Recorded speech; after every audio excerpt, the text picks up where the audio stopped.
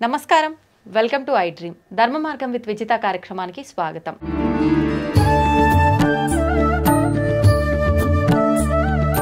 ప్రస్తుతం మనతో పాటు ఉన్నారు శ్రీ రామభద్ర క్షేత్రం నుంచి పండరి సంతోష్ కుమార్ శర్మ గారు. నమస్తే అండి.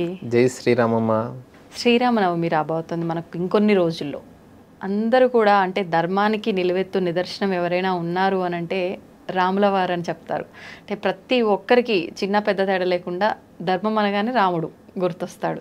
అయితే మళ్ళీ సీతారాముల్ని కూడా ఆదర్శంగా తీసుకుంటూ ఉంటారు దంపతుల విషయంలో. ఎవరినైనా పోల్వాల్సి వచ్చినా కూడా ఇద్దరు దంపతుల్ని సీతారాములుగానే పోలుస్తూ ఉంటారు. అయితే శ్రీరాముడు గురించి మాట్లాడుకోవాలి అని అంటే మనం శ్రీరామనవమిని చాలా వేడుకగా జరుపుకుంటాం. ఏంటి అసలు శ్రీరామనవమి విశిష్టత గురించి తెలియజేయండి.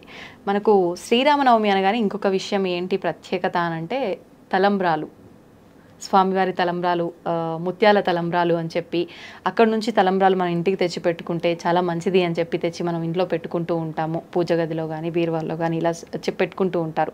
ఎందుకని అంత వైశిష్ట్యం ఆ తలంబ్రాలకి? శ్రీరామభద్రో విజయతేతరం శ్రీరామభద్రాయ నమః. ఆపదామపహర్తారం దాతారం సర్వసంపదాం లోకాభిరామం శ్రీరామం భూయో భూయో నమామ్యహం. రామచంద్ర స్వామి వారంటేనే, రామభద్ర స్వామి వారంటేనే ఆపదలన్నింటినీ కూడా హరించేవారు, తొలగిస్తాడు. మనకు త్యాగరాజ స్వామి వారి ఒక కీర్తన ఉంది, కాలహరణ మేలరా ఓ రామ దినదినమును తిరిగి తిరిగి దిక్కులేక శరణు జొచ్చి అని అంటారు అన్నట్టు. అన్నీ తిరిగి ఒకసారి రాముణ్ణి చూడగానే, రామాలయాన్ని చూడగానే, రామభద్ర క్షేత్రాన్ని చూడగానే ఒక ఆనందం అవుతుంది మనకు. అలా కాలము భగవత్ స్వరూపం కాబట్టి రామచంద్ర స్వామి వారిని ఆరాధిస్తే సర్వసంపదాం. అందరూ అంటారు అందరు దేవతలు ఇస్తారు అని, కానీ రాముడు ఇచ్చేటువంటి ఐశ్వర్యం ఎవరు ఇవ్వరండి. ఓకే, ఎందుకని? రాముడు ఎవరమ్మా? రాముడు అంటే రాజు. రాజుకు ఏముందమ్మా? సంపద. ఈ రాజులు రాష్ట్ర కేంద్ర సంబంధమైనటువంటి రాజులనే శరణు జొచ్చుతూ ఉన్నారు. వీళ్ళను కాకుండా అసలైన రాజును పట్టుకుంటే రామో రాజ్యముపాసిత్వా, రాముడు రాజ్యాన్ని పరిపాలించాడని చెప్పలేదండి, ఉపాసించాడు అని చెప్పారు. ఏ రూపకంగా రాముణ్ణి దర్శిస్తే, రాముణ్ణి ఆరాధిస్తే అలాంటి అనుగ్రహం కలుగుతుంది. ప్రధానంగా శ్రీరామ నవమి అందరికి రాముడు అనగానే సంవత్సరానికి ఒక్కసారి మాత్రము, రోజు అర్చిస్తారో ఆరాధిస్తారో తెలియదు కానీ శ్రీరామనవమి రోజు మాత్రము చిన్న పిల్లల దగ్గర నుండి పెద్దల వరకు కూడా అందరూ కూడా రాముడిని ఆరాధిస్తారు. రామ కళ్యాణం, వాళ్ళ ఇంట్లో కళ్యాణం అవుతున్నటువంటి ఆనందంగా ఉంటారండి శ్రీరామనవమి రోజు.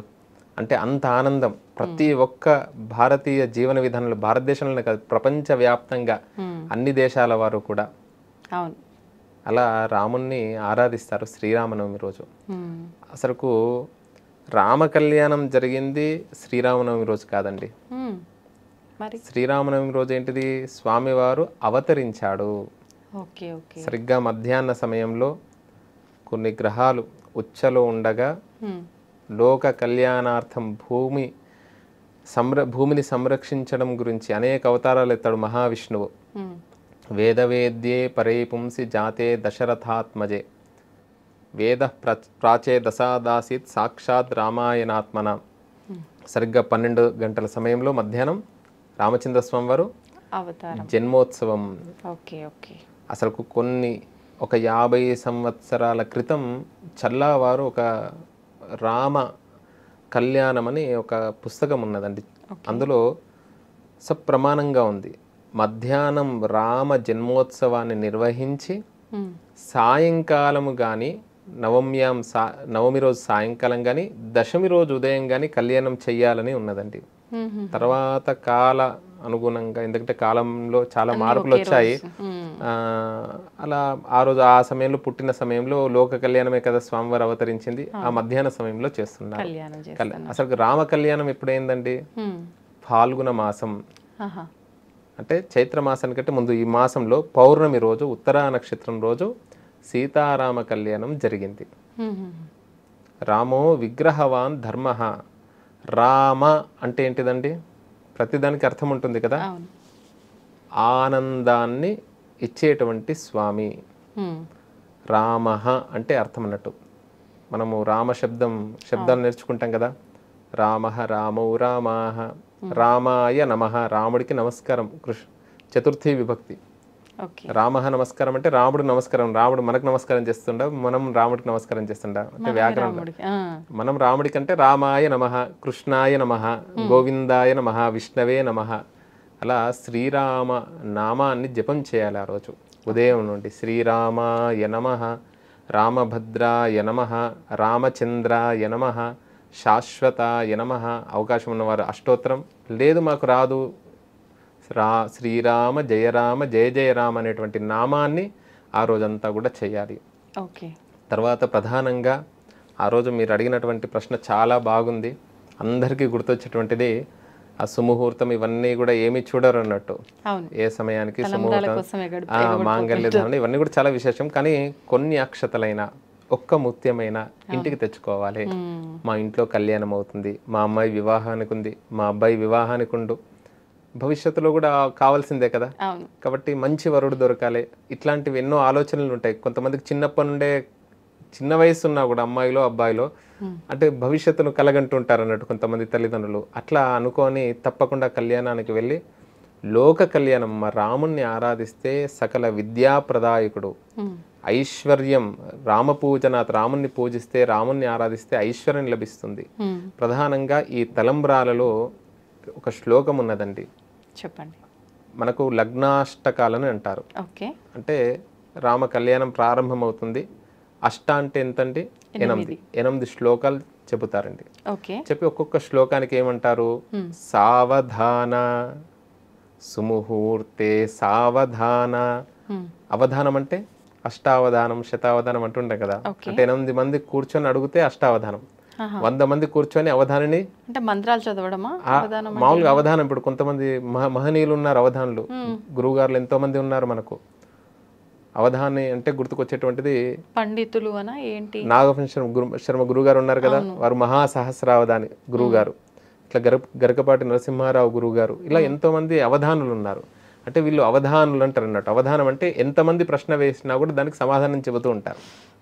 అంటే మనస్సును సావధాన్ అంటుంటే, సరస్వతి శిశు మందిర్ విద్యాలయాలు ఉంటుండే కదమ్మా, అప్పుడు ఏం చేస్తుంటే సావధాన్ అంటే అటెన్షన్ గా ఉండండి, సుముహూర్తం అవుతుంది, జీలకర్ర బెల్లం పెట్టేటువంటి సమయం అవుతుంది, సావధాన్ అంటాం కదమ్మా.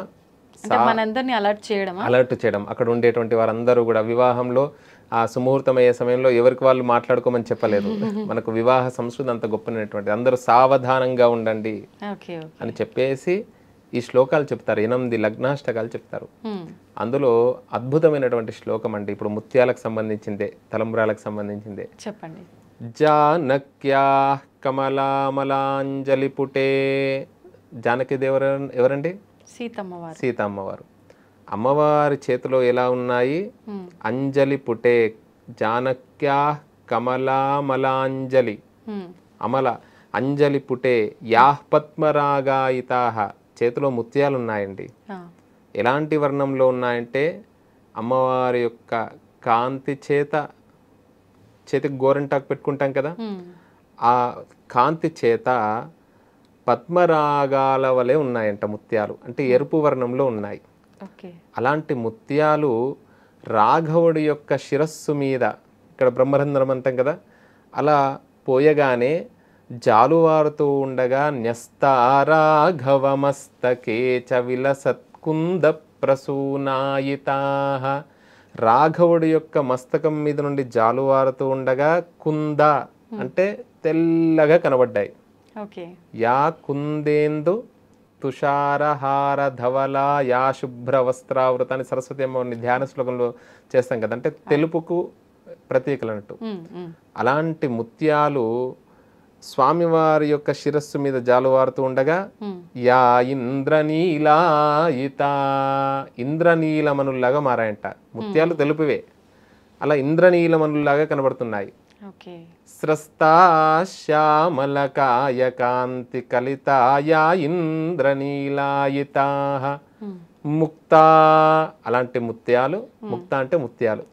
శుభదా భవంతు భవతాం శ్రీరామ వైవాహికాః.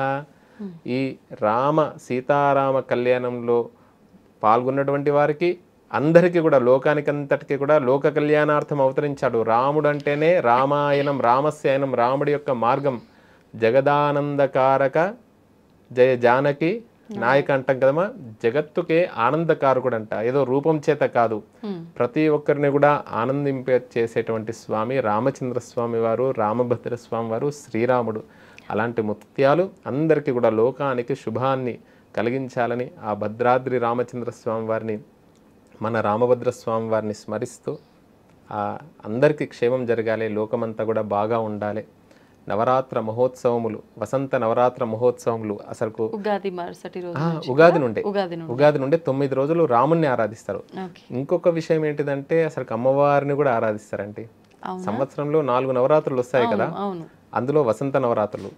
జీవేమ శరదశతం నందామ శరదశతం, శరదృతువులో వచ్చేటువంటిది ఆశ్వేజ నవరాత్రులు.